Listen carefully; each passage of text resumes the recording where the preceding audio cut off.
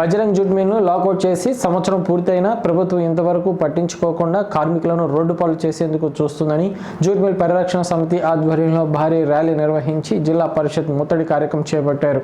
ఈ సందర్భంగా jute mill పరిరక్షణ సమితి కన్వీనర్ అప్పిరెడ్డి మాట్లాడుతూ జూట్ మిల్ను అక్రమ లాకౌట్ పేరుతో మూసివేసి సంవత్సరం పూర్తయినా ప్రభుత్వం స్పందించడం లేదని, ముఖ్యమంత్రి చంద్రబాబు నాయుడు ఇచ్చిన హామీ సైతం జూట్ మిల్ యాజమాన్యం లెక్క చేయడం లేదని, దీనికి నిరసనగా నేడు భారీ ర్యాలీ నిర్వహించడం జరిగిందని, మిల్లును తిరిగి తెరిపించేంత వరకు ఎలాంటి పోరాటానికి కూడా వెనుకాడమని, జైలుకైనా వెళ్ళడానికైనా సిద్ధంగా ఉన్నామని తెలిపారు।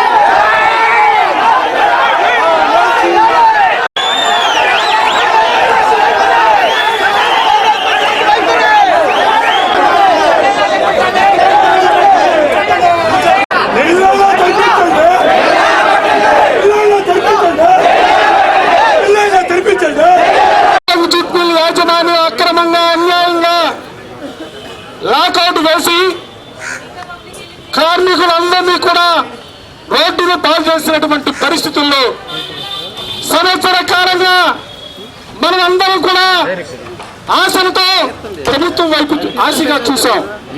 ప్రభుత్వం స్పందిస్తుందని, యాజమాన్యాన్ని మెడలు వంచుతుందని, లాకౌట్ వేయబడినటువంటి నీరు తొలగిస్తుందని ఆశతో ఎన్నో కార్యక్రమాలు తీసుకున్నా, ఉద్యమాలు తీసుకున్నా, సమావేశాలు మొక్కుబడిగా సమావేశాలు పెట్టి సమావేశాలలో యాజమాన్యం పైన గట్టిగా కఠినంగా రాష్ట్ర ప్రభుత్వం ఉన్నటువంటి పరిస్థితులు ఉన్నాయి।